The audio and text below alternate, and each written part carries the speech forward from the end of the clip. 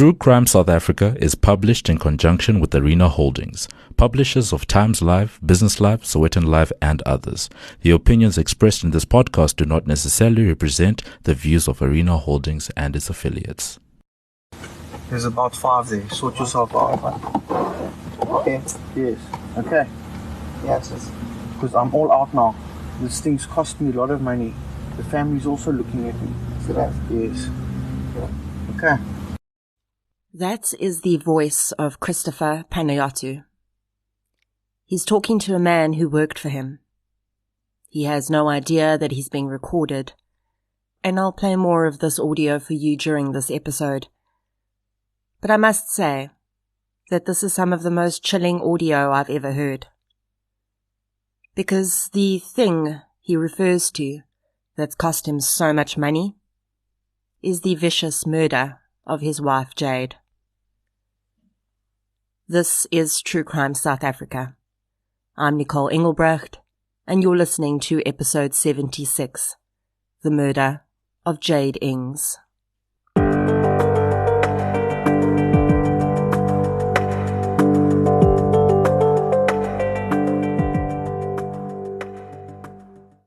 This episode is sponsored by true crime channel CBS Justice, where Season 2 of Killer Cases premieres from Monday the 21st of March. Today's episode features a huge amount of information brought to light in various trial proceedings, and in a similar way, Killer Cases weaves together interviews and gripping courtroom footage to take viewers on an immersive true crime roller coaster ride through some of America's most chilling murder trials. Watch it from Monday to Friday at 8 p.m. on DSTV Channel 170. A huge thank you to CBS Justice for sponsoring this episode of True Crime South Africa.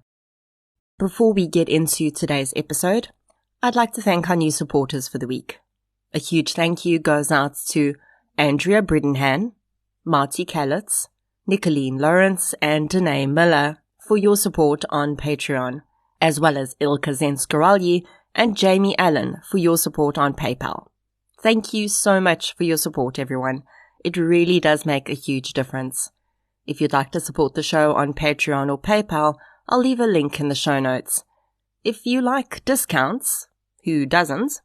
Head over to King Online for your health and beauty needs, or Print Crowd for all your printing requirements, and use the code TCSA10 at checkout for a 10% discount, and support the show at the same time. Other forms of support that make a huge difference include following the show on social media, inviting your friends, family, postman, hairdresser, and parole officer to listen, and leaving reviews on the podcast platform you use to listen.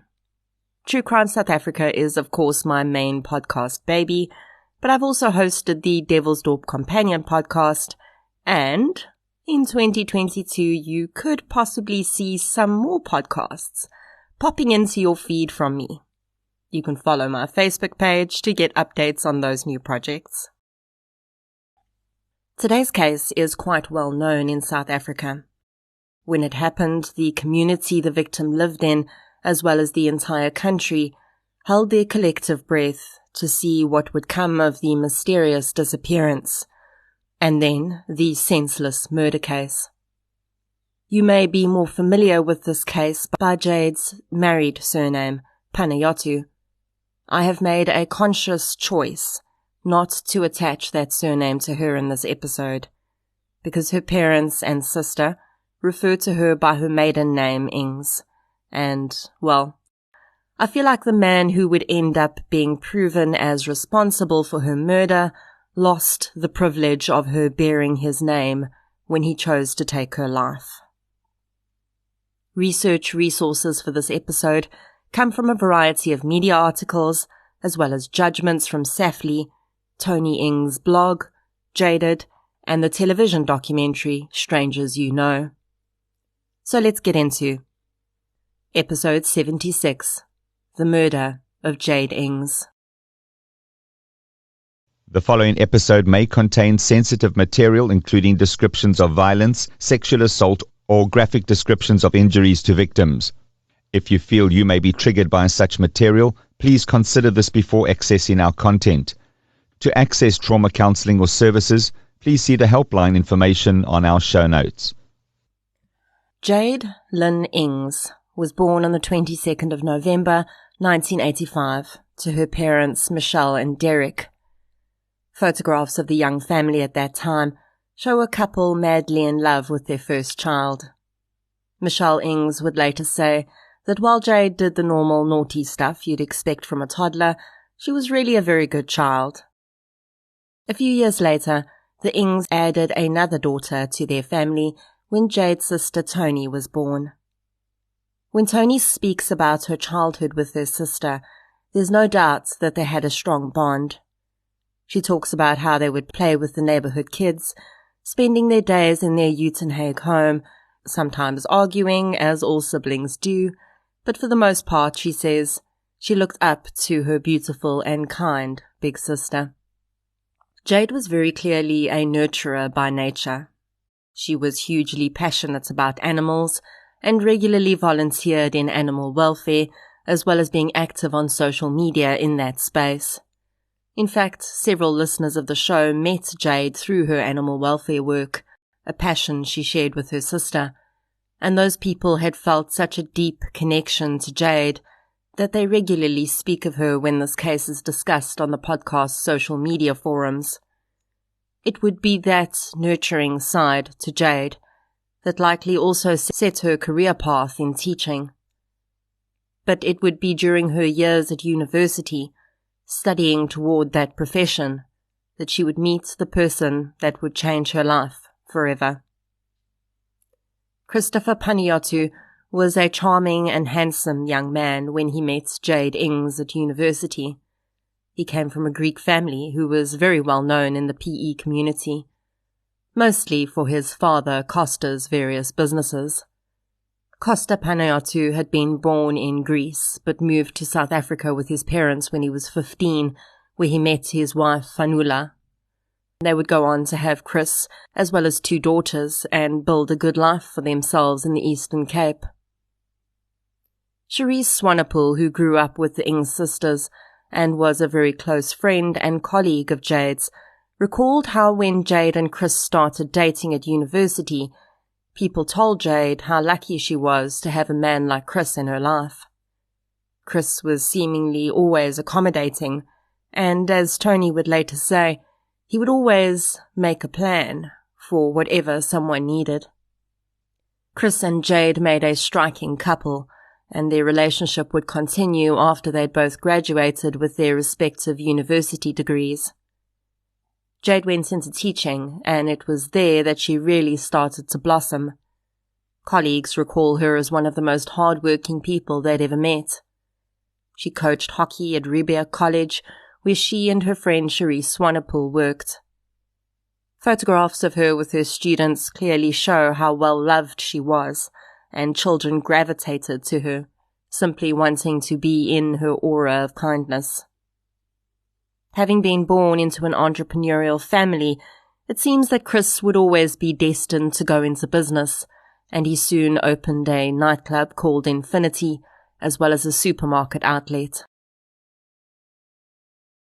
Jayde and Chris's relationship was seemingly embraced completely by both the Inggs and the Panayiotou families. Both Derek and Michelle Inggs said that they saw Chris as their son. Derek built a bar area for Chris when he opened his nightclub and didn't charge him a cent for the work. Derek would later say that he did it because he considered Chris as part of his family and he would never charge his child for something like that. As the years passed, and no wedding bells seemed to be on the horizon, it would be alleged by a friend of the Panayiotou family, who was also a policeman, that Chris's father started to pressure him to marry Jayde. The couple had not been living together before they got married, but when Chris proposed to Jayde, they decided to move in together. It would also later be alleged that Costa Panayiotou was unhappy with this arrangement as well. Possibly, he felt that if Chris was living with Jayde, the wedding might be delayed. But there was a lot going on behind the scenes that would only be revealed later.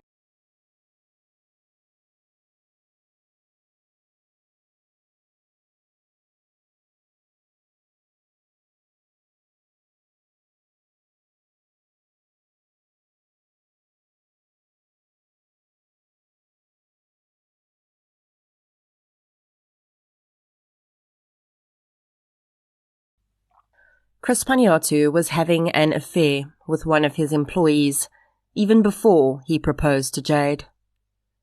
It is unknown exactly when, date-wise, Costa discovered the affair, but there was talk at the supermarket that the father and son co-owned that Chris and a female employee, Chanel Coots, were being very affectionate toward each other, and their relationship did not seem to be a professional one.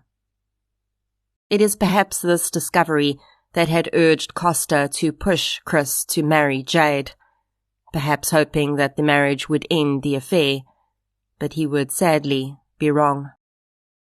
During later court testimony, a friend of Coots would relay her experiences of Chris and Coots' relationship, both before and after Jayde and Chris's marriage.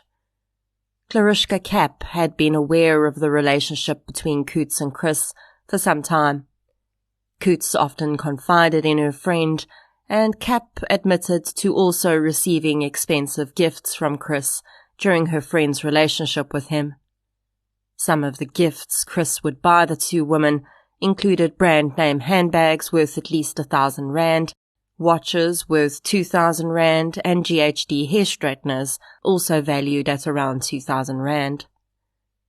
When Chris and Jayde had become engaged, they'd moved into a townhouse complex.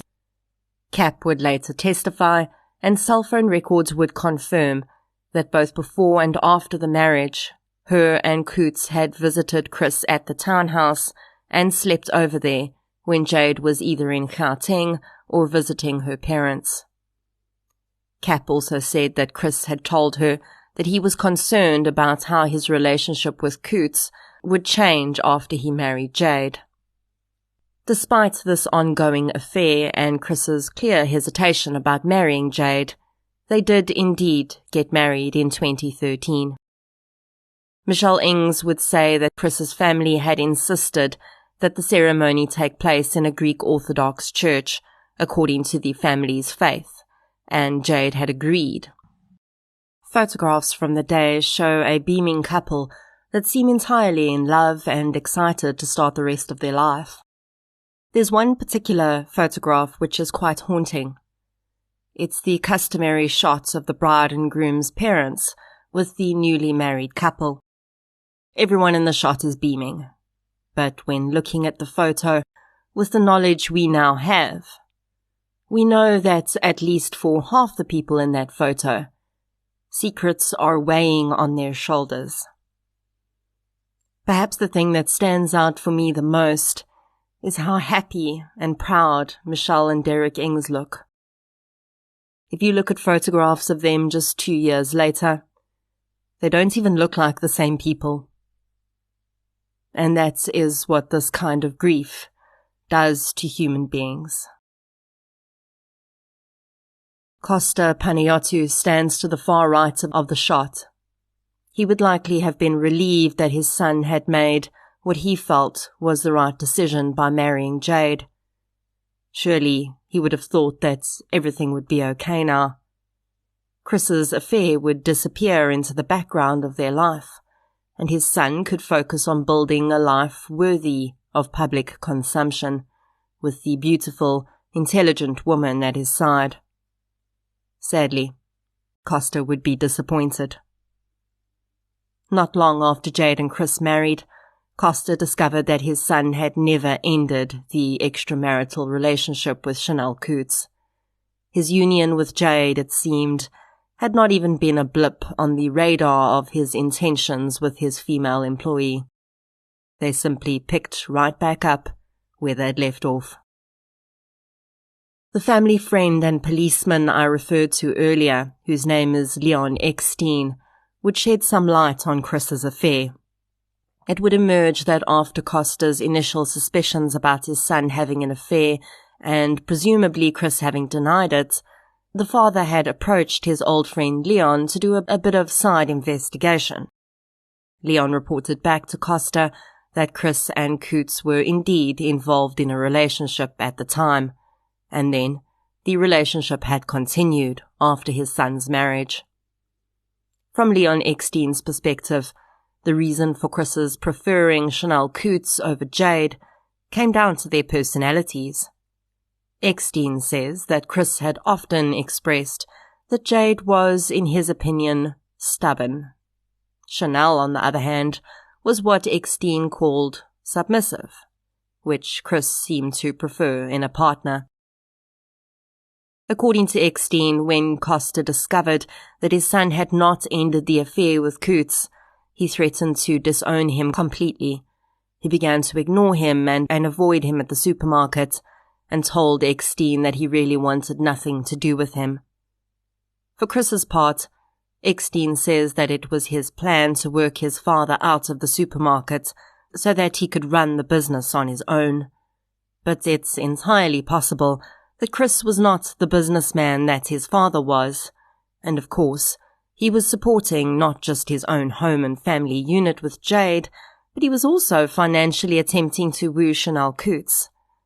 So, from what Eckstein says, there does appear to have been a flow of money from Costa to Chris in some way.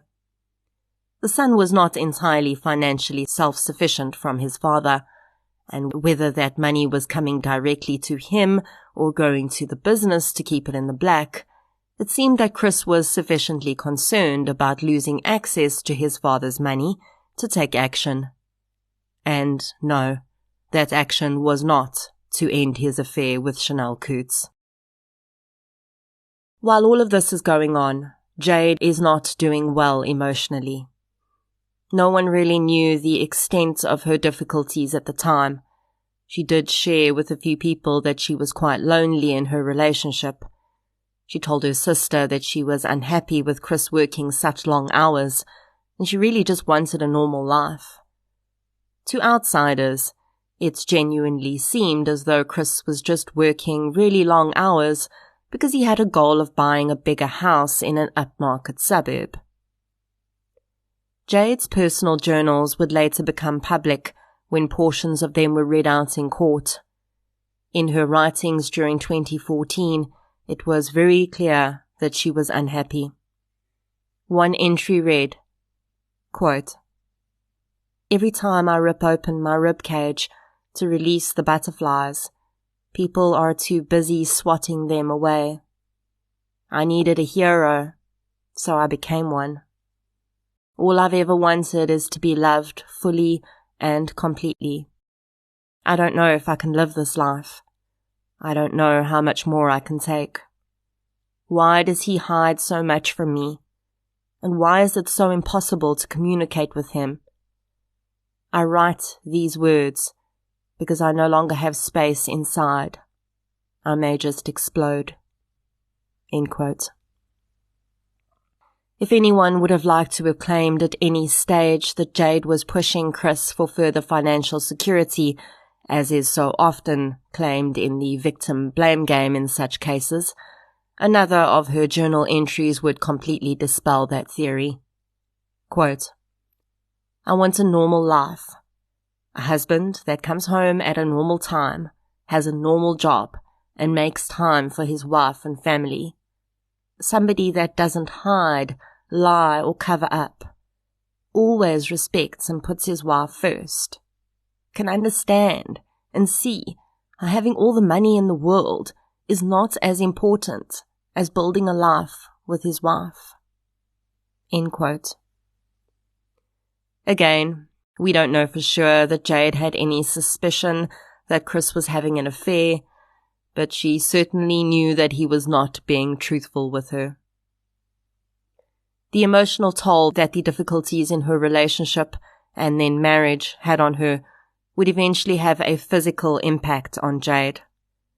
Dr. Bruce Duplessis had been the Inggs family doctor for 20 years, when in May 2014, she told him that she was experiencing symptoms of depression and was finding it very difficult to do even the simplest things. Dr. Duplessis had prescribed Jayde with an antidepressant.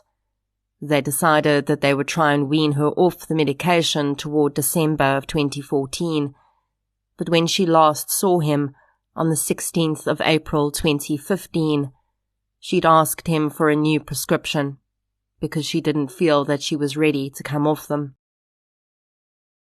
Around that same time, Jayde confided in her sister that she felt incredibly lonely because she and her husband lived virtually separate lives. When she was getting up to go to work, he was coming home from working at the nightclub, and by the time she got home in the evening, he was heading out again.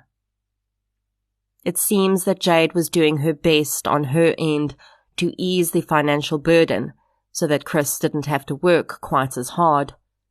Her parents would later admit that they had gifted her money to pay off her car, and they'd also given her money to put toward the house they planned to buy in the future. Sadly, neither Jayde nor her parents could know that none of this would help, because while they were trying to fill up one hole, Christopher Panayiotou was standing just out of sight, shovel in hand, digging another hole, one that soon they would all fall into. The school at which Jayde and her friend Charisse worked was about 30 minutes' drive from where they lived. As a result, rather than wasting petrol and wear and tear on both their vehicles every day, the friends carpooled together. One week, Charisse would drive, and the next it would be Jayde's turn. In the week of the 21st of April 2015, it was Charisse's turn to drive. Jayde would usually meet her outside her complex gate at their normal meeting time just past 6 a.m. each day. On the morning of the 21st of April 2015, Charisse needed to fill up with petrol before collecting Jayde. So at 6:20 a.m., she texted her friend to say that she was stopping to fill up with petrol. It was drizzling slightly that morning, so she followed up with a text telling Jayde to stay inside and she'd let her know when she was there. Jayde texted back to say she would wait in her normal spot outside the front gate. The drizzle didn't bother her. Less than 5 minutes later, Charisse sent another message to say she was on her way. That message was never read. At 6:33, Charisse Swanepoel pulls up in front of the Stellan Glen townhouse complex. She glances around, but doesn't see her friend anywhere. She sends a message to say that she's there, and it's not read.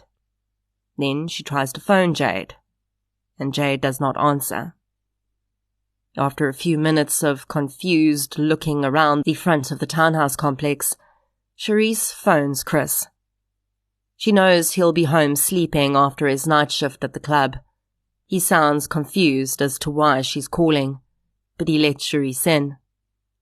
Together they search the townhouse and find that all of the items Jayde would have taken with her to the gate are missing. Her handbag, laptop and phone are not there. Around 7 a.m. that morning, Michelle and Derek Ings would get the first inkling that something had gone wrong with their oldest child when Chris called to ask if they'd heard from Jayde. They hadn't, and the strange story of her disappearance from the townhouse complex gate was relayed. Tony Ings was home that morning, and she recalled hearing her mother talking to Chris and coming to the realization that her sister was missing. Very quickly, both women had gotten dressed, collected Derek from work, and headed out to the Stellan Glen complex. The first police officer to arrive on the scene was Detective Sergeant Aldre Kuhn. He was asked to attend the scene of an adult female who disappeared while waiting for her lift outside her complex. When he arrived, he found the Ings family, Charisse, and Chris Panayiotou searching around the complex. At this point, things start to escalate quite quickly. Jayde's family, as much as they don't want to, have to acknowledge that Jayde is not where she's supposed to be. She's not answering her phone, and there is simply no trace of her anywhere. She has all but disappeared into thin air. With the detective having taken the report, a case number is issued and Jayde Inggs is listed as a missing person. The missing person resource organization Pink Ladies is alerted and they create a poster and begin to circulate it on social media.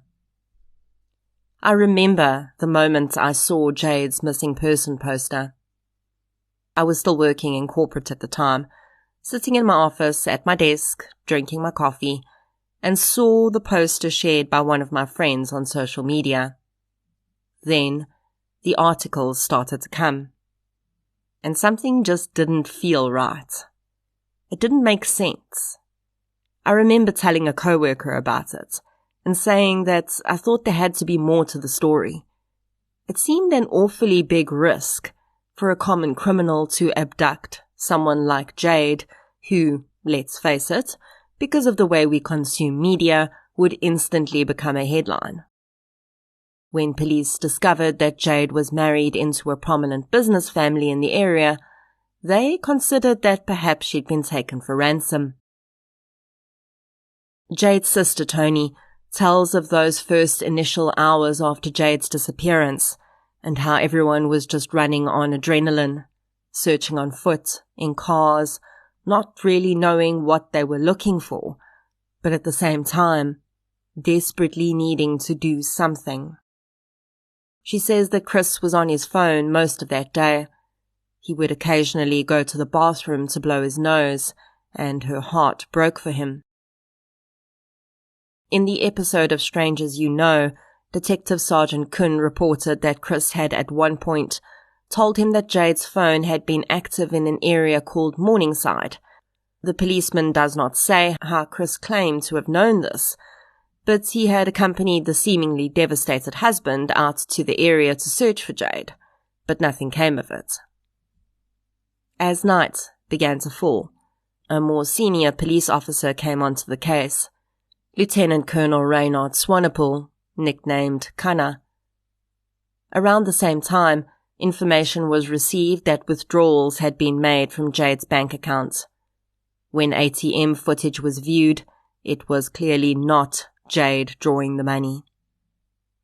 Stryger Botha, an employee of Protea Coin, who was in charge of those particular ATMs withdrawals had been made at, was called out that night. They needed to see the footage immediately. He was able to secure a still of a man withdrawing money from the ATM at 7:25 that morning. He distributed the screenshot to the police, and it would find its way into the media. Unfortunately, though, it would later be determined that the timings of the withdrawals given to Botha had been slightly off, and as a result, he captured an image at the wrong timestamp. The face given to police and the press was not that of anyone linked to Jayde's disappearance. This was not Botha's fault, of course. He could only work on the times he was given. There was no way for him to verify that it was indeed Jayde's card being used. Of course, at this point, no one knew that the picture itself was wrong. What they did know, though, was that there was very suspicious activity on her bank account. A total of 3,500 rand was withdrawn from Jayde's bank account on the day she disappeared. At 7:25 a.m., an unsuccessful attempt was made to withdraw 3,000 rand. This was the first sign that it was not Jayde using the card. She would have known her own bank limit. Then another 2 attempts were made which were declined. The person using the card then proceeded to reduce the amounts they were attempting and go to several different ATMs. The transactions on the account stopped at 12:55 p.m. that day. All of these withdrawals were made at ATMs in the KwaNobuhle area, which is an informal settlement about 11 minutes from where Jayde lived. Both Jayde's family and the police had to acknowledge that she had not disappeared of her own accord. Someone else was involved, and it did not look good. Shortly after the withdrawal information was received, another piece of information came through. Rachel Windvogel lived on a farm near KwaNobuhle. Around 7 a.m. that morning, she'd heard gunshots echoing in a field near her home. She heard a car drive and stop at an area where 2 crossroads met. She hadn't seen the car, but after she heard the gunshots, she heard it rushing in the direction of KwaNobuhle. Although her interest was piqued at the time, it wasn't until she heard about Jayde's kidnapping that she reported what she'd heard through a friend who was in the police force. By the time this information filtered through to the investigating officers, it was already dark, but they still attended the scene and started a search. The area was quite dense, and a foot search, even with dogs in the pitch dark, bore no results.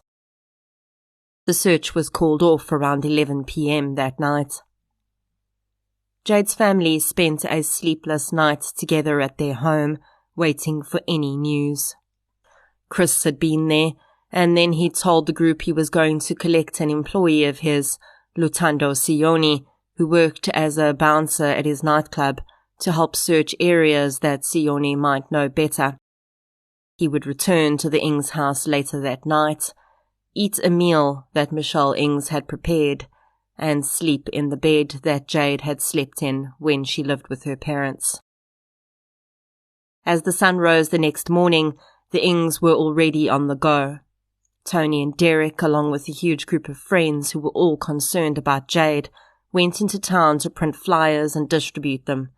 They needed to feel like they were doing something to help, and they figured the more people who knew about Jayde, the better.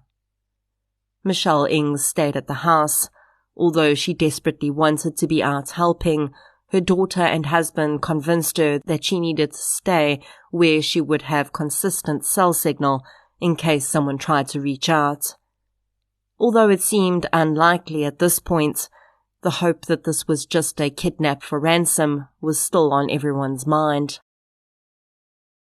The police returned to the bush area where the gunshots had been heard the previous day. Now, by light, foot searches were easier, but the undergrowth was still very dense, so an aircraft was dispatched to circle the area and provide an aerial view. Within just a few minutes of circling, the pilot indicated to those on the ground that he'd spotted something. Tony was handing out flyers when her phone rang. It was Chris calling. He said that the police had found Jayde. Her only question to the man was whether or not her sister was okay. Christopher Panayotu claimed he had no idea. Tony and her then boyfriend, now husband, drove out to the area. There's a photograph of Tony kneeling on the ground just outside the yellow tape with which the scene is cordoned off. And I think it's one of the most heartbreaking photographs I've ever seen. Police were not confirming anything at that point, but the area outside the tape was teeming with media and people who'd come to help with the search. Tony is clearly emotionally bereft and terrified. Her partner stands over her, his hands on her shoulders, as her hands cover her face. Although a detective has yet to arrive to speak with Tony, there is no wail of ambulance sirens. The area where she can only assume her sister has been found, by the tape surrounding it, is quiet, chillingly still. Then her phone pings with a message. It's from a local journalist. She stares at the words on the screen, trying to comprehend what they might mean. My condolences on the loss of your sister. It hits her. Jayde is dead, and the media knows. Her mother does not know. What if a journalist phones her too? Back at the Inggs home, Michelle is sitting with a neighbor who's been keeping her company. The neighbor is scrolling through Facebook on her phone when suddenly she lets out a sob. She looks at Michelle, her face a mask of horror. Michelle Inggs does not remember much after that moment. Chris is at the scene with Tony too. Chris's ex-brother-in-law would later testify that he'd arrived shortly before the news of the discovery broke. The man had been married to one of Chris's sisters. He says that he'd been helping to find Jayde as much as he could since she'd disappeared. And when he arrived in Kwanabuhle that morning, he met Chris, who was accompanied by his uncle Dimitri. The news was starting to filter through, that the discovery was not a positive one, and the man says that Dimitri was very emotional. He didn't really see much emotion from Chris though, but he put it down to shock at the time, realizing that everyone reacts differently to trauma. If anyone is listening who knew Jayde personally or who is particularly sensitive to descriptions of injuries, I'm going to be getting into the injuries she sustained at this point. Detective Sergeant Kuhn arrived on the scene soon after getting the news. He found 28-year-old Jayde Inggs lying on the ground. She was deceased and had been for some time. There was a very clear gunshot wound to her head. Dr. Kevin Fourie would conduct the autopsy on Jayde Inggs. Fourie found that Jayde had been shot 3 times. The first shot was likely fired as she was running away. Her back turned to the shooter. The shot entered her back and pierced her left lung. She then turned slightly while running to face the shooter. This was when the second bullet was fired. This bullet severed her spinal cord. Dr. Fourie determined that Jayde would no longer have had control of her legs at this point. She would have fallen to the ground. Despite the devastating injuries, the pathologist determined that both of these shots could have been survivable if she'd received prompt medical care, but the shooter did not stop there. The third, final, and undeniably fatal shot was fired while the shooter was standing over her. She was shot in the left side of her head and died almost immediately. 2 bullets to the body and 1 to the head is a classic firing pattern for assassins. When the investigating officers saw this, and they also noted that Jayde was still wearing all of her jewelry and her expensive watch, they immediately knew that this must have been a hit. Jayde was outside her townhouse complex for less than 5 minutes when she was taken. Then, if witness testimony about the timing of the gunshots was correct, she was killed within less than half an hour of being taken. She had not been sexually assaulted, and there seemed to be absolutely no other explanation for why she would have been kidnapped and killed. If they'd just wanted her ATM card, they could have mugged her and held her at gunpoint right there in the street. With a gun pointed at her, she would very likely have easily given them her PIN number. Taking her and then killing her were very high-risk behaviors. Far too high risk for petty criminals looking to score a few $1,000. As Jayde's family and the community reeled at the horror of her murder, detectives were putting their feelers out. An informant network is an important part of policing, and in this case, it was vital. Informant handlers spread the word in Kwanabukle that the murder was going to bring down some heavy heat on the community, and if anyone knew about someone who'd been scouting for hitmen, they needed to come forward. They would not have to wait long for a name. Lutando Sioni. Chris Panayotu's bouncer. The well-built man had made a fatal mistake when he asked far too many people if they would carry out a hit. Police had interviewed Chris soon after Jayde disappeared, and then again after her body was discovered.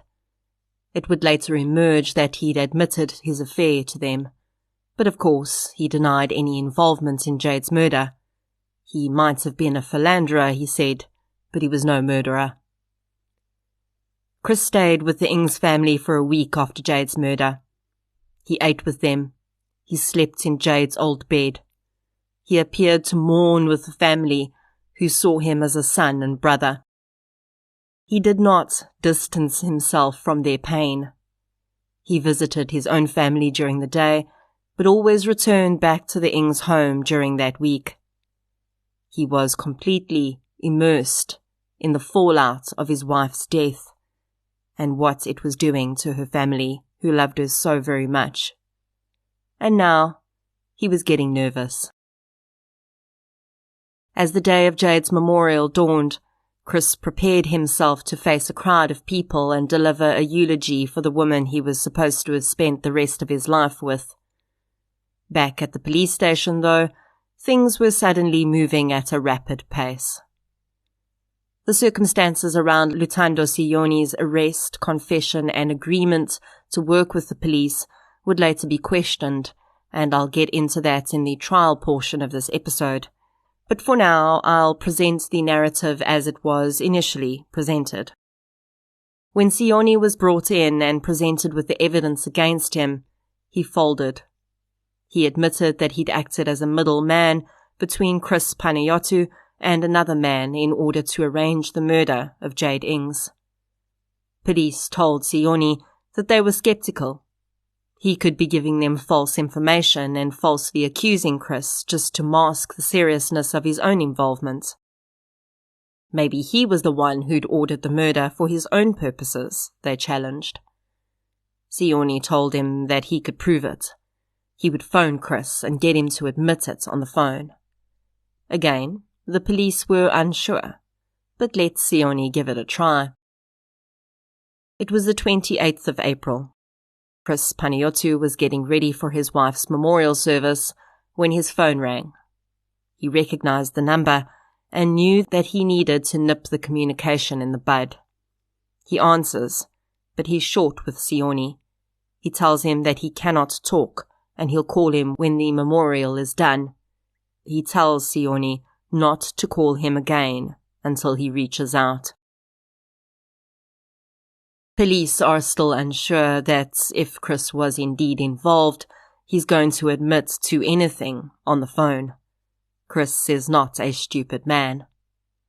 Later that day, Jayde's memorial service is held. The event is hugely attended and is deeply emotional.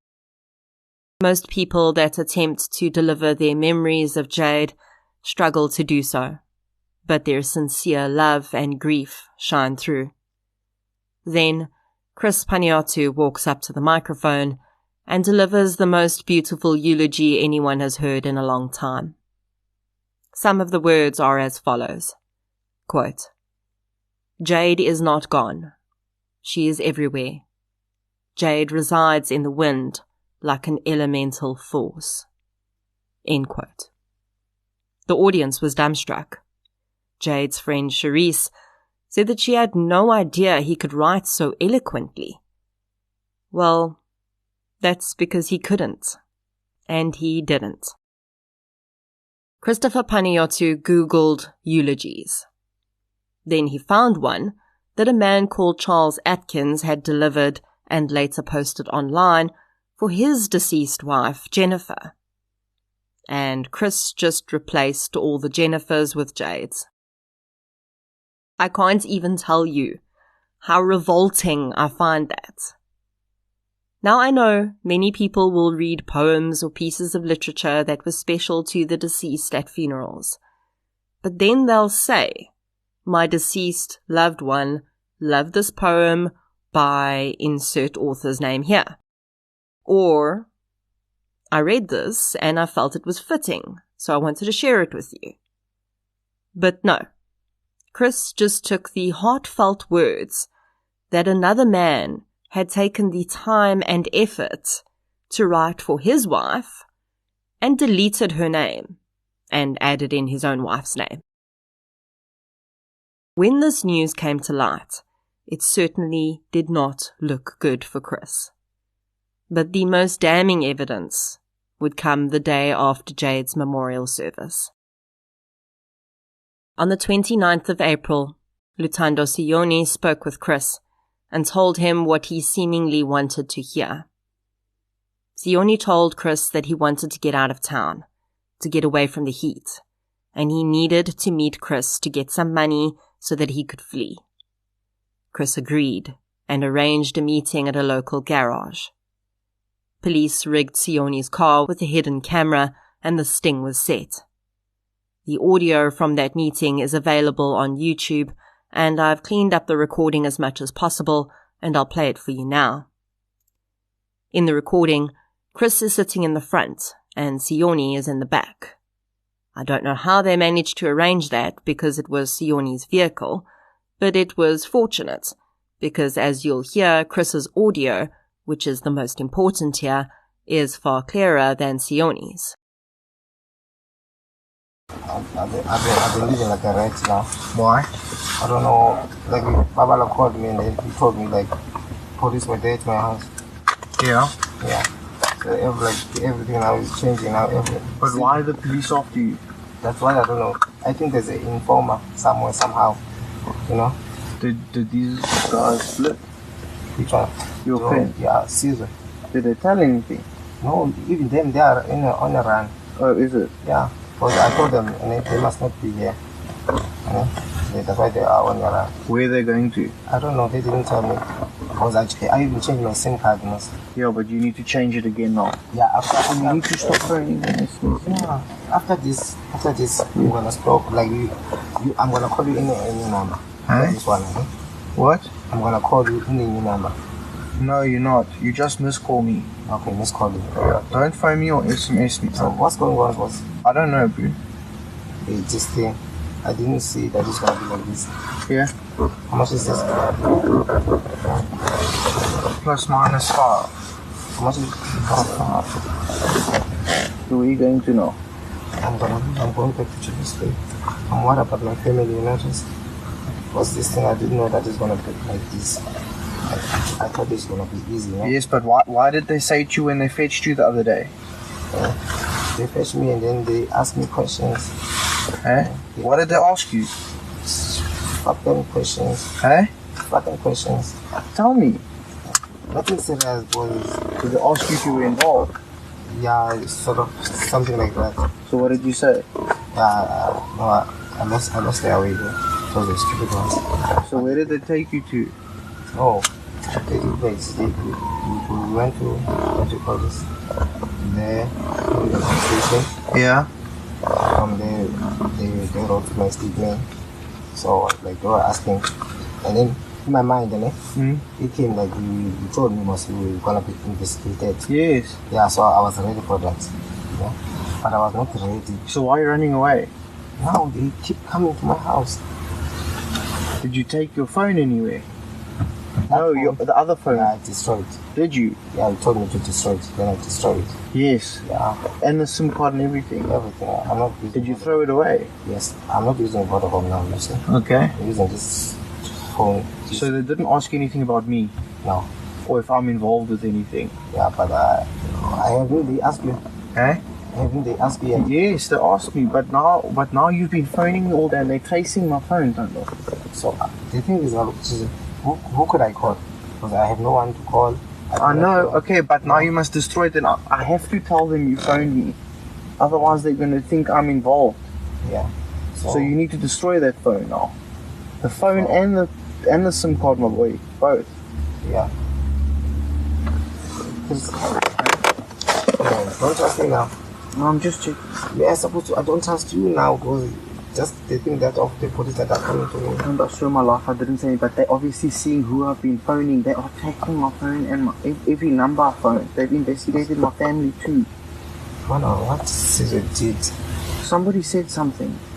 Yeah, because this is like a mega thing now. It's not like a robbery or something. But that's what I said to you.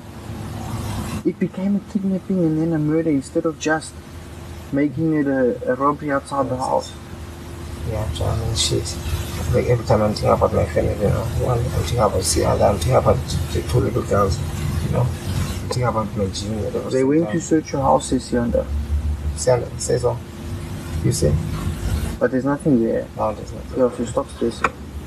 I'm stressed now. Why should I not stress? I'm not safe anymore. Because I have to run away even from Caesar. Because I told them also, they say that man was too little. But now they are running away too. Yeah. Yes, but it's because of them. They made it. They made it the way they did. They made it so big. But they've run away, hey? How many of them? I only know Caesar. Is it black guys or colored guys? Caesar is a black guy. And the others? I don't know. they had me know we're there. But I know Caesar because I was communicating with Caesar. You know, but I don't think Caesar was working alone. Okay, listen to me. I'm gonna report that you phoned me now. And then they're gonna call me. No, but you're gonna destroy the phone. So you're gonna give me my number? Hey? This number? Yes. I have to handle the investigating. If I lie to them, they're gonna take me in. So I'm keep telling you, in half an hour, I'm gonna phone the investigating officer. He was at my house now. Now that's why I can't talk to you all the time. And my uncle is all around me. So I'm gonna tell them that you came to see me, wanted to borrow money because people took you for questioning for steroids. Yeah. You need to go hide in Jeffries for a while and keep quiet. So you're gonna support my family? Eh? Sanda, you know, is young and then he's still just less. You know more about the rent for the gym. Or supposed for yes, but I can't do anything now. I'm under investigation, so I can't just give over money all the time. So don't worry, me and Sianda will talk. Yeah. Okay? Are you going to hide out that side in Jeffries? Yeah, I'm going to stay while I'm there. Because I guess I'm safe outside. So I'm going to say you must destroy your phone now, ne? Yeah. And the SIM card, and I'm going to say you told me you're going to East London. East London. So you stay going to go to East London? Yes. Okay. Okay? Okay. Yeah, I'm going to be okay as long as they never know about us, Tando. Yeah. I only ever helped you with the gym. I never did anything with you. I'll sort out your family. You hard low, okay? Okay, sure. You need to be gone for a few months till this thing calms down. Okay, so I'm gonna, if I need something, I'm gonna just call you. No, not on this number. Not on your number. You're gonna miss call me once, then you're gonna wait until I get another phone and SIM card. Yeah. Okay? Yeah. Alright? Okay. There's about 5 there. Sort yourself out. Okay. Yes. Okay. Yes, yes. Because I'm all out now. This thing's cost me a lot of money. The family's also looking at me. So that? Yes. Yeah. Okay. This thing is not a little thing. No, because these boys made it big. I told you to let them do it outside the house and take the bags and the rings, and then they didn't take the watch or anything. They just left everything. They just left everything there. You see, so it looks like a hit now. So they are after me, and that's why I can't meet you just like this in front of people, Tando. Okay.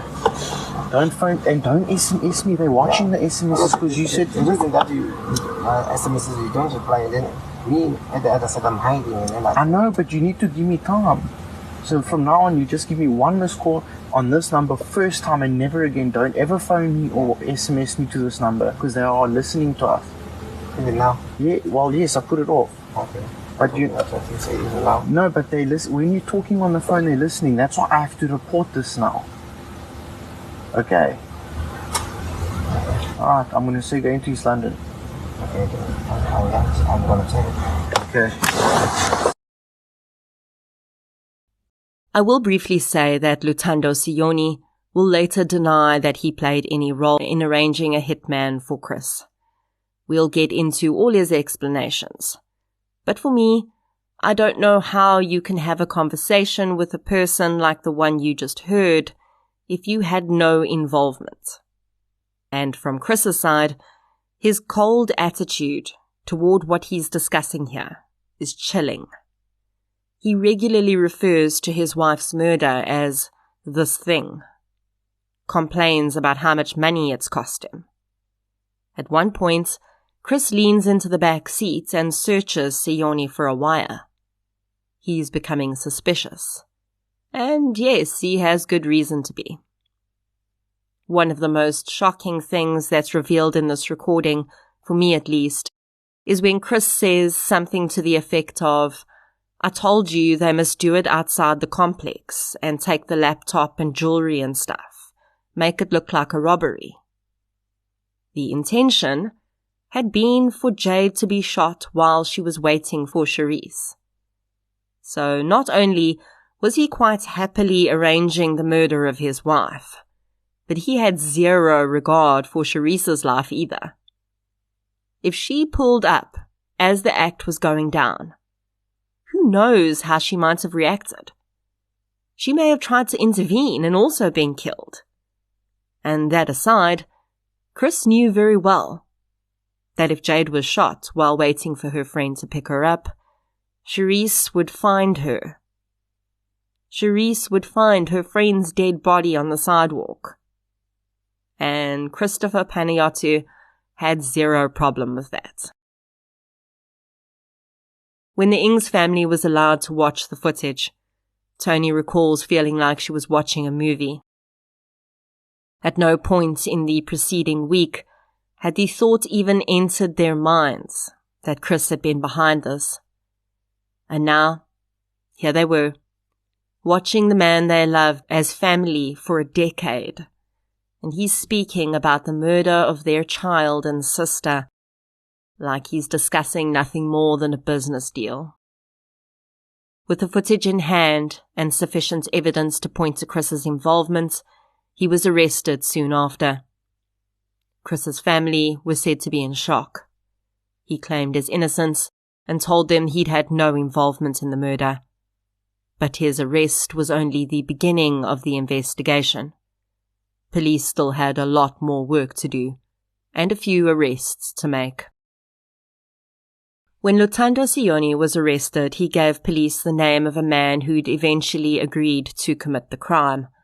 It would emerge that he'd contacted or met with 4 or 5 different individuals, including one named Trompi, who will become important later in a different context.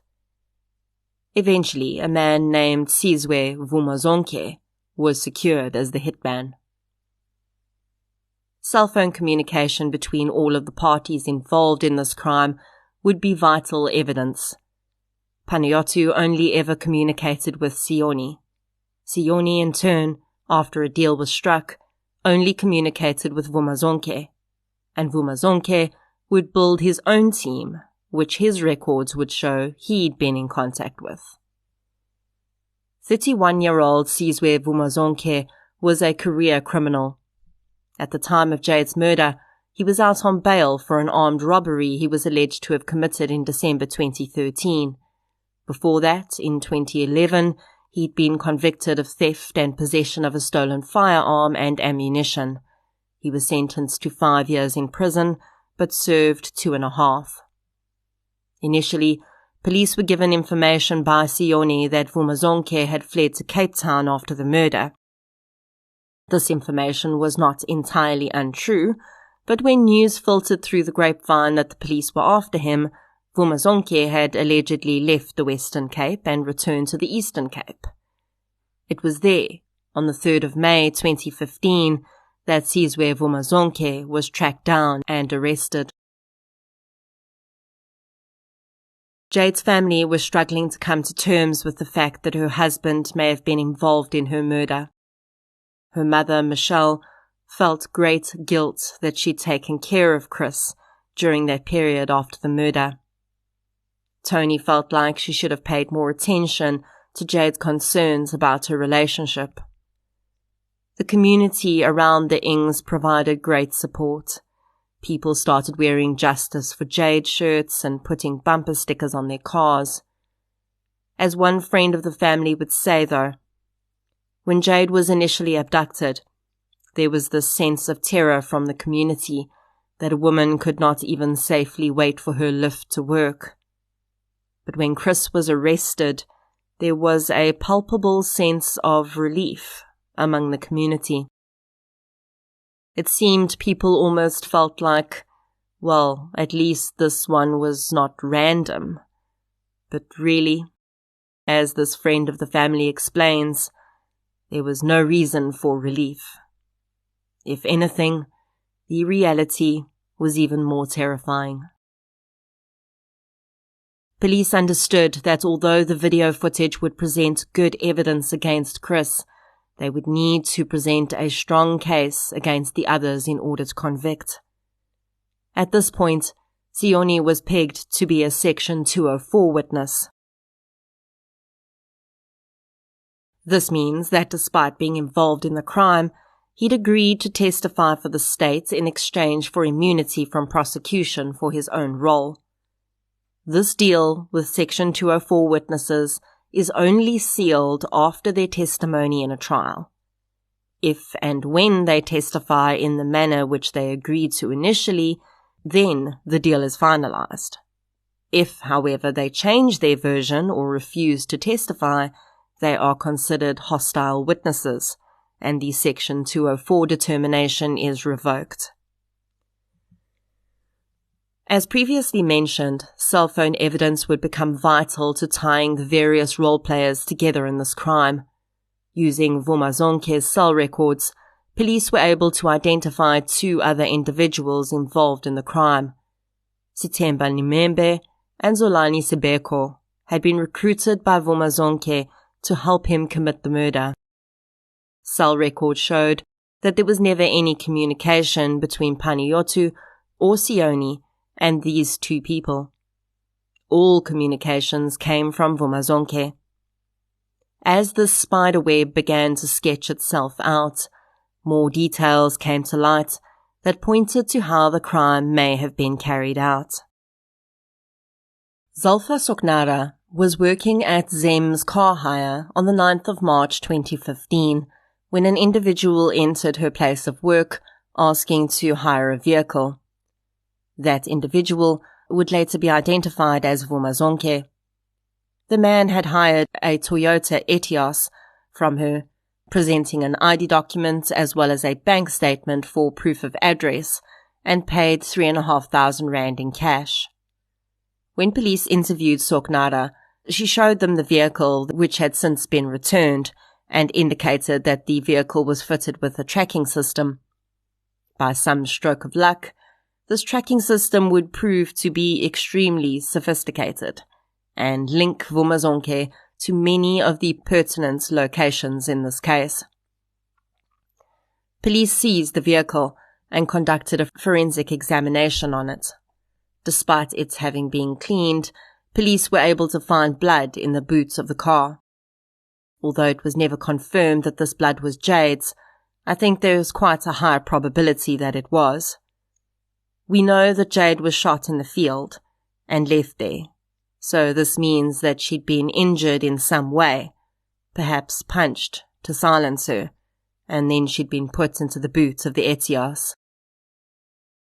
For Sharice Swanepoel, this tracking device evidence, as well as Vumazonke and his team's cell records, would reveal a terrifying truth about what had been happening in the days before Jayde's murder. Vumazonke had been in possession of this vehicle for a full month and a half before Jayde's murder, and in that time he and his team had been scouting and preparing. Lawrence Stoger of CarTrack, to whom the vehicle tracking device belonged, would be responsible for analyzing the data. He found that in the days before the crime, the Etios had been in front of both Jayde's home and Sharice Swanepoel's home. On many occasions during that time, cell and tracking records for the men matched perfectly with those of Jayde and Sharice, meaning that they were following the women. I cannot even imagine how chilling it must have been for Sharice to know that she was being watched and followed by these people. She would later say that she'd had absolutely no inkling that she was being followed. It would also be revealed that the school at which Jayde worked had also been identified as a possible place where she could be killed. Tracking and cell phone records put Vumazonke and his team at the school on several occasions.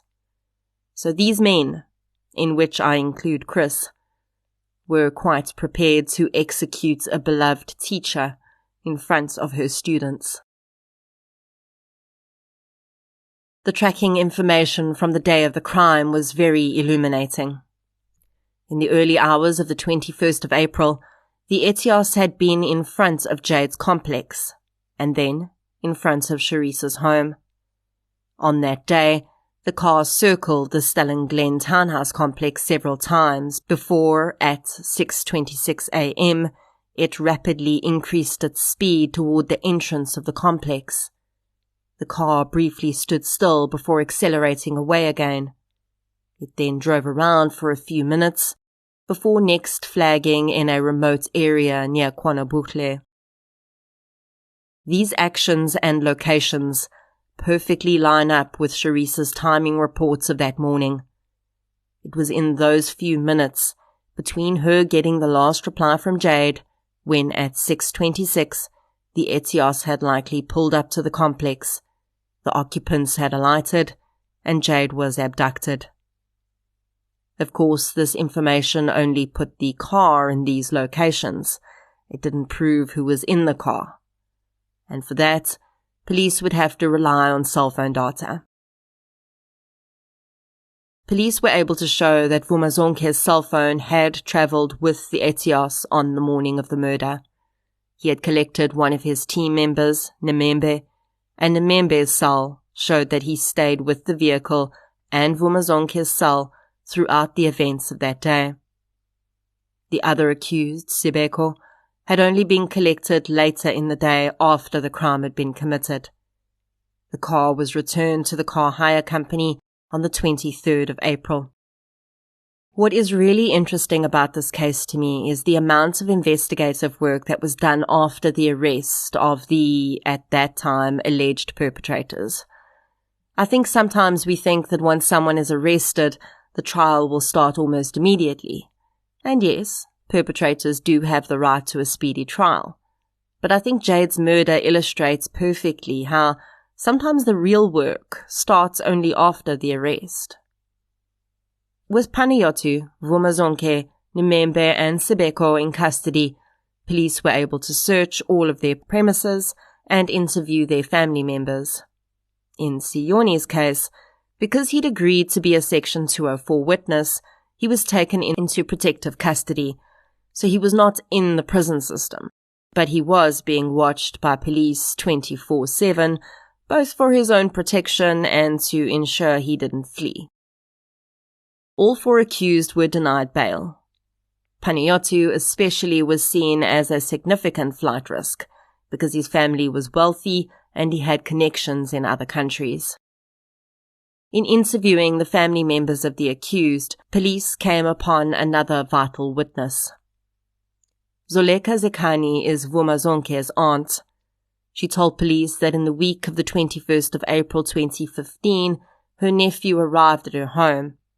She said he was shaking and seemed unwell.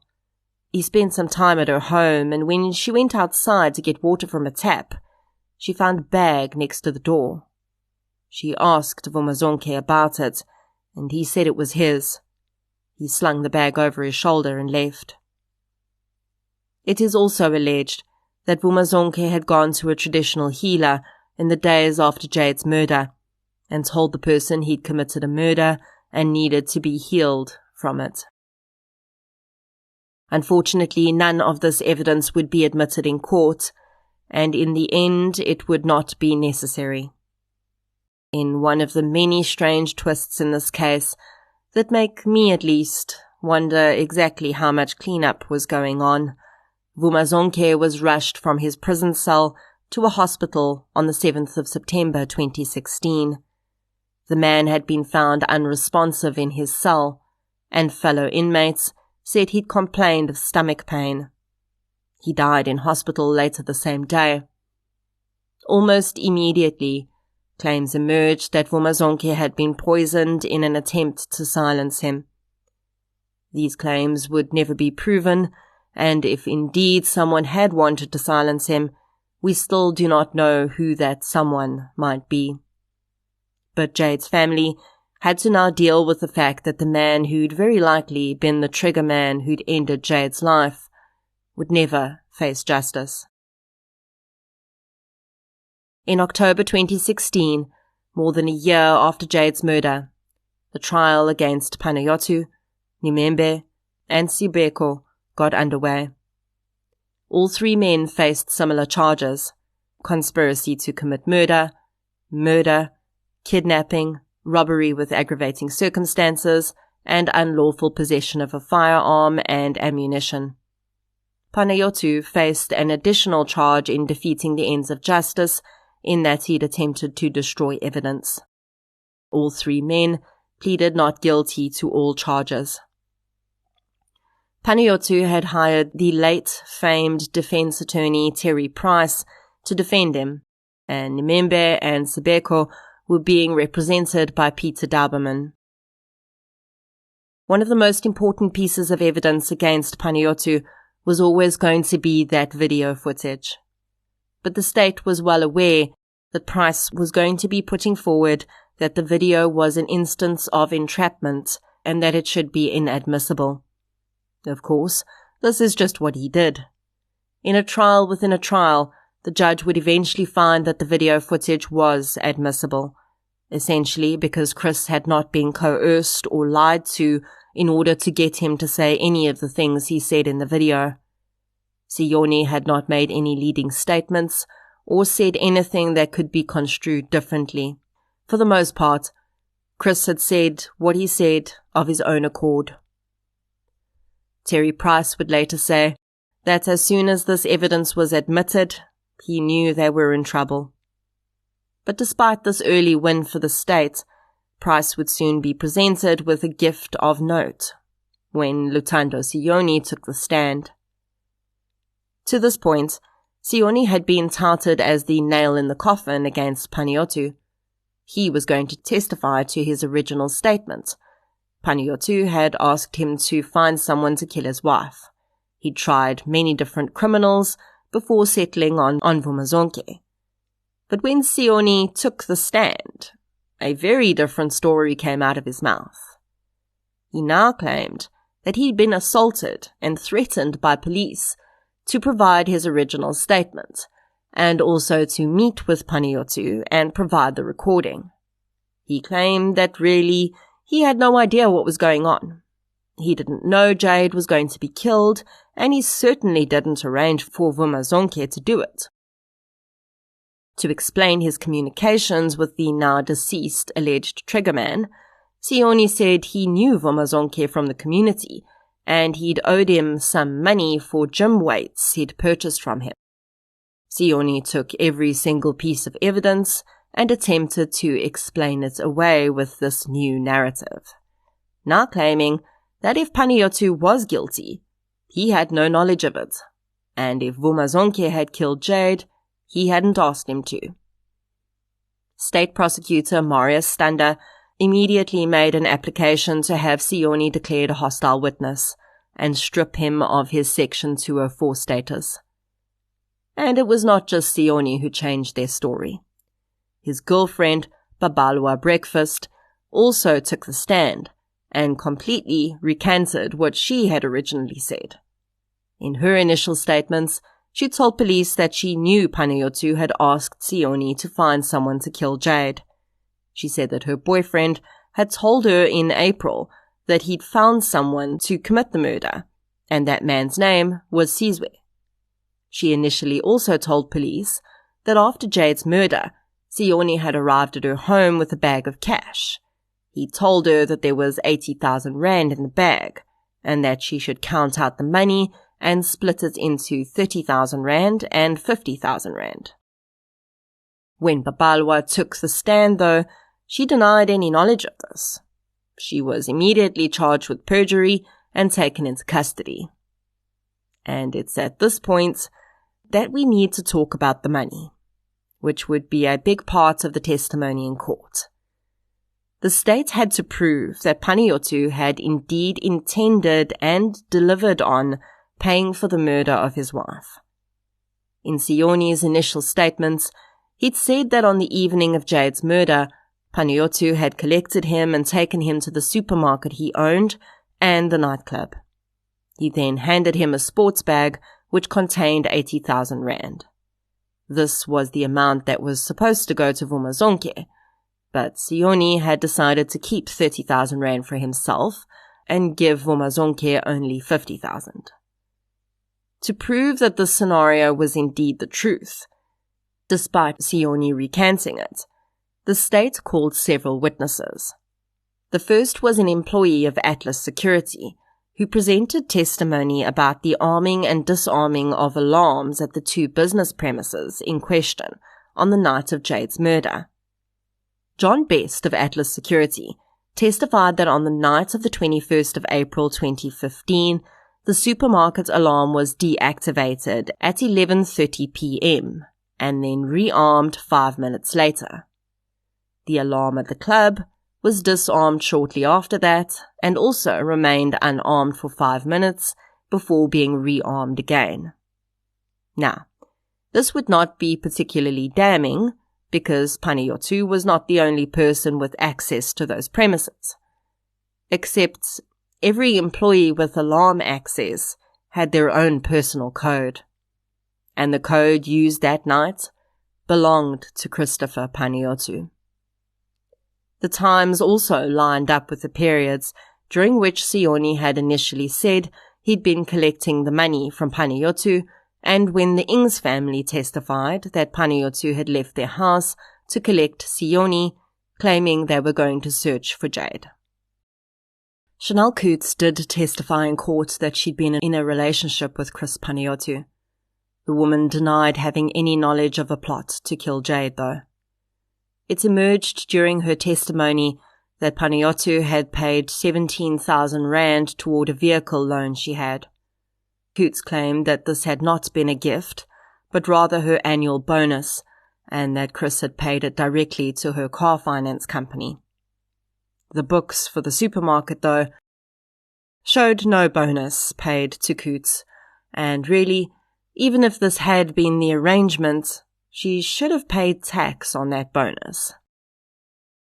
Perhaps the most concerning piece of evidence to be revealed during Coutts' cross-examination was about that name I asked you to remember earlier. Remember Trompie? Well, Trompie was one of the many proposed hitmen that had allegedly been approached to kill Jayde, and cell phone records showed that Trompie and Chanel Coutts' number had been in contact 19 times in September and October 2014. National investigative analyst Teresa Buerta had earlier testified that she'd uncovered these call records during her analysis of various data points. And yes, I said September and October 2014. Jayde was eventually killed in April 2015. So for a full 6 months before that, communications were already happening with the hitman. Now I want to be very clear.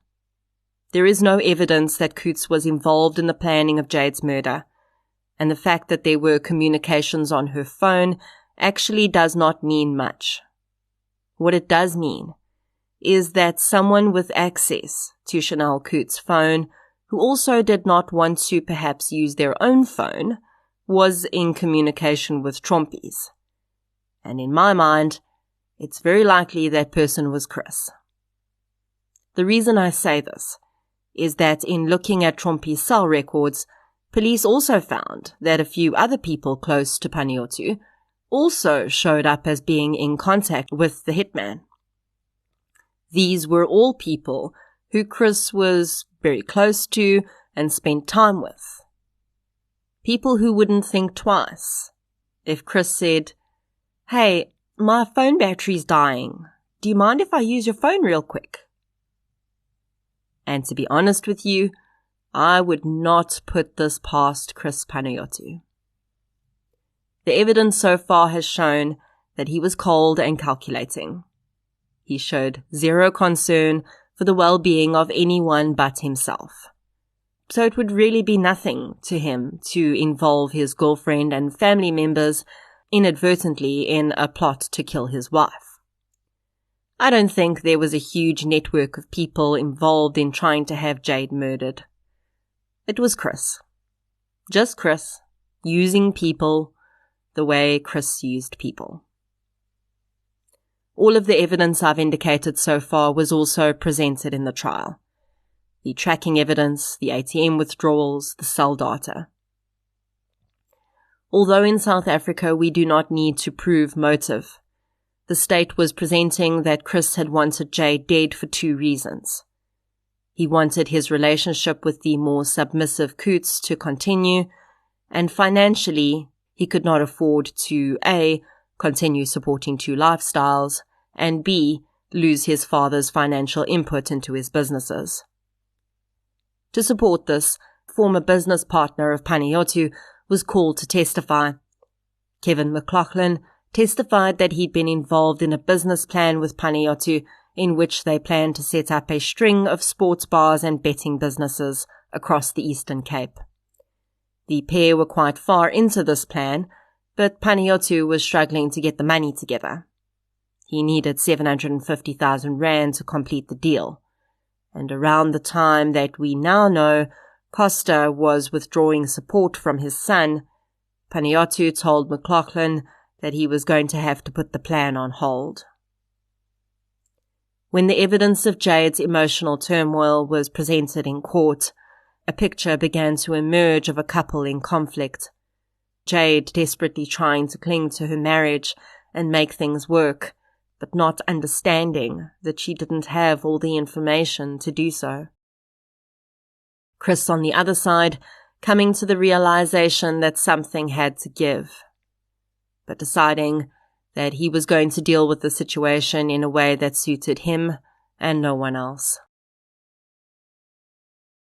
A lot has been made of the fact that Chris was allegedly influenced by his parents' ideals.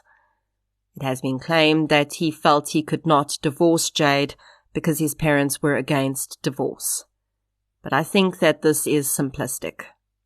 Sure, the Panayiotous would not have been happy with him divorcing her, but it's not like that would have destroyed his relationship with them. After all, one of Chris's sisters had divorced her husband. Really, I think that Chris did not see divorce as an option because he knew that he would have to make financial settlement with Jayde, and perhaps also because he didn't want his affair to become public. He didn't want his perfect little image tarnished by an ugly divorce. In 2017, the trial eventually tapered down after the defense lawyers had done their best to combat the mountain of evidence.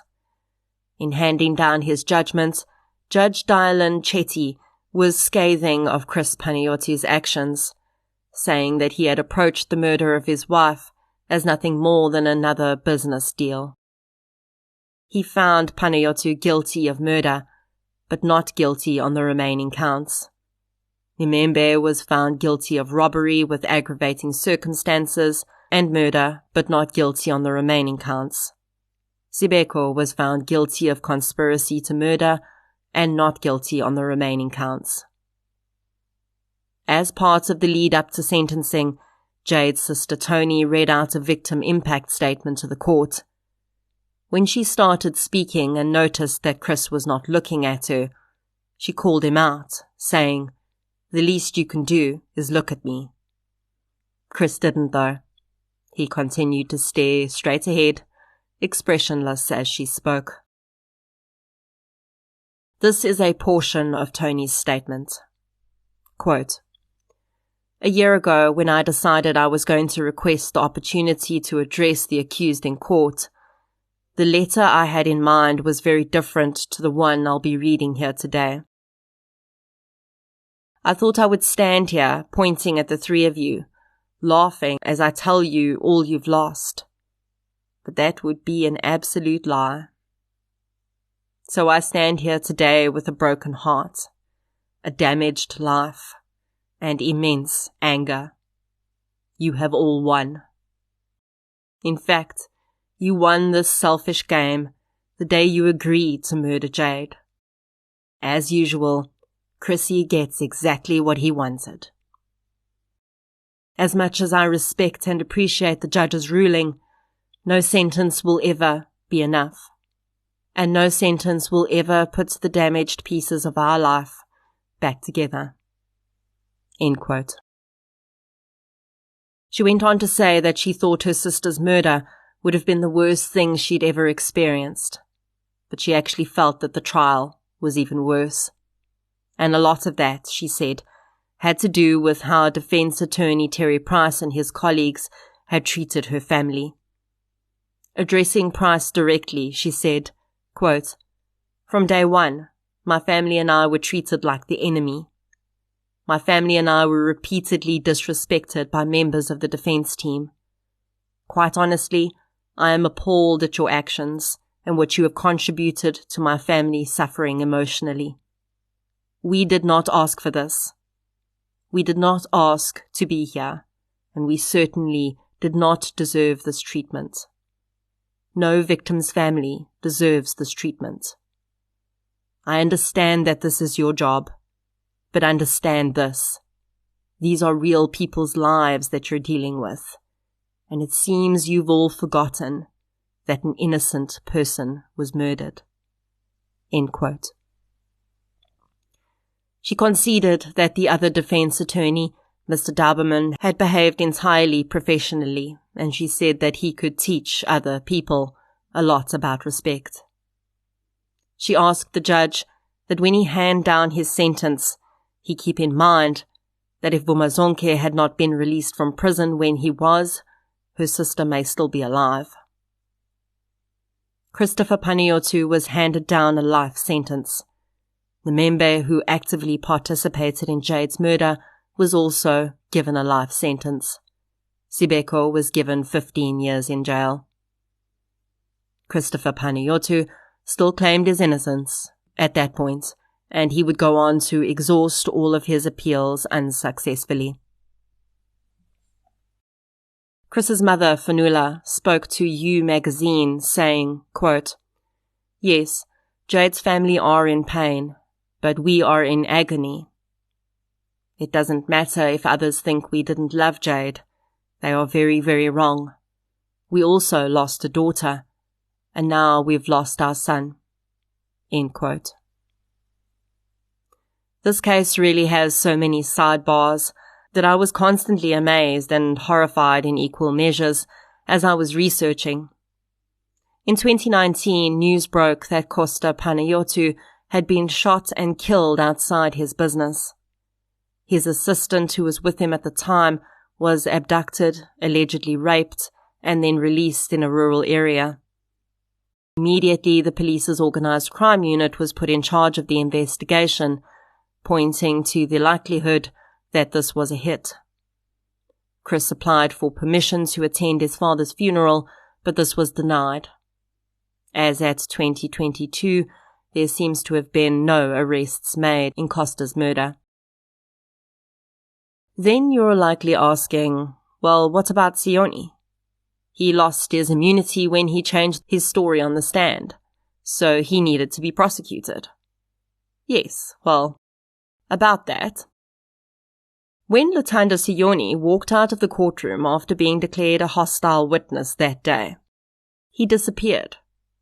He fled and was on the run for 6 months before being apprehended.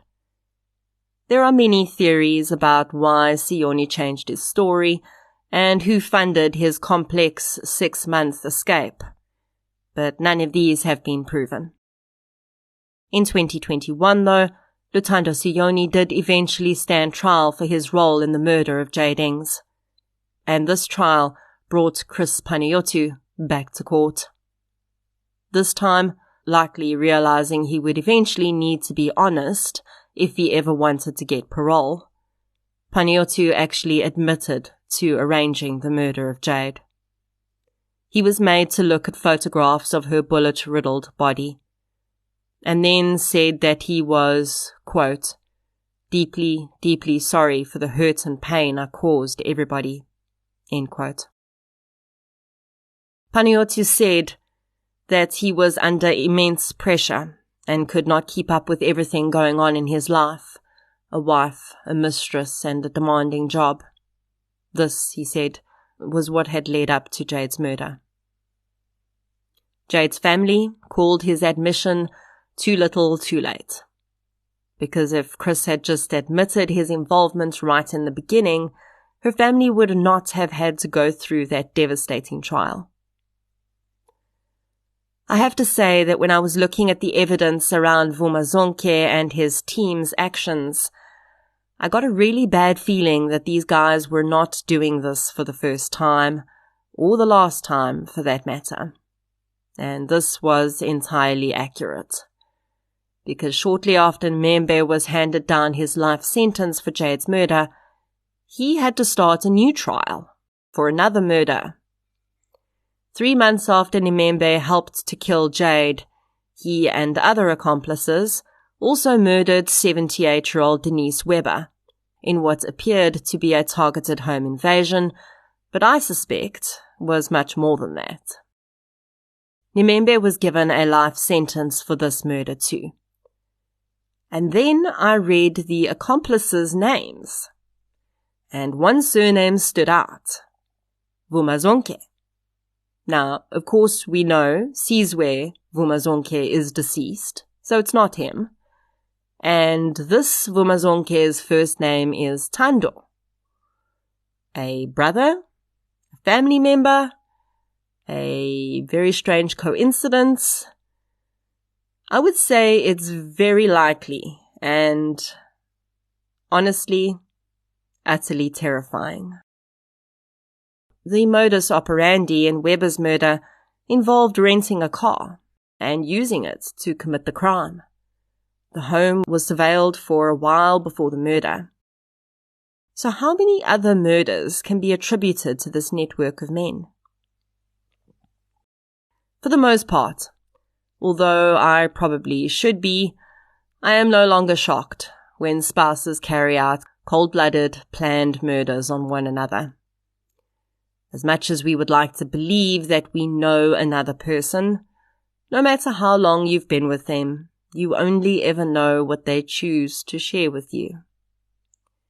Jayde knew that Chris was hiding something, but not in her worst nightmares could she have guessed what was really going on behind the nice guy facade. Jayde's murder devastated many people. For many, their lives will never be the same again. Jayde's sister Toni says she often feels guilty for being alive. She started a blog she calls Jaded, on which she shares memories of her sister. And while I could come up with my own summation to end this episode about who Jayde was and why her death was such an utter tragedy, I don't think that anyone could possibly express it better than her own sister. So it is with Jayde Inggs Bridget's words that I will end this episode and pay tribute to Jayde. You can read the full text on her blog by Googling Jaded. She was an amazing sister. Yes, we bumped heads a lot and had silly arguments when we were growing up, but that doesn't change the fact that she was an amazing sister. I always looked up to her feisty character, her ambitious personality, her caring nature for children and animals. Dynamite in a small package, quite literally. She was so hardworking, and while she never expected a pat on the back for a job well done, I always felt like she wasn't truly appreciated enough. Many people didn't acknowledge how hard she worked and how hard she tried. She listened to many sad stories from children at school, and although she never disclosed any information with me, she would always tell me how much it bothered her knowing that there were children that were dealing with so much at home. She was a mentor to them, someone that they could confide in, and she took her job very seriously. She carried their hurt and their sadness with her. She had such a big heart. She would always tell me how proud she was of me. Even though I was just following my heart and my passion, I'm no professional businesswoman. But that was enough to her. She just understood. We shared the joy and the absolute love of wildlife and animals. Our love was just real and indescribable. You don't realize what you've got until it's gone. This is so true. I always knew my sister was special, but now I realize just how special she was. I will always feel guilty for just being alive, and I really do wish that it was me that was murdered instead of her. I wish my mom and dad still had her, rather than me.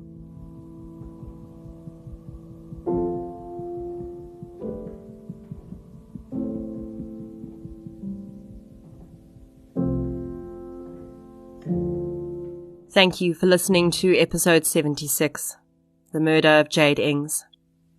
If you enjoyed this episode, please be sure to subscribe to the show on the platform you're using to listen. You can also follow the show on social media. We're on Facebook, Twitter, and Instagram. I'll be back next week with another episode. Until then, thank you for your support, and I'll chat to you soon.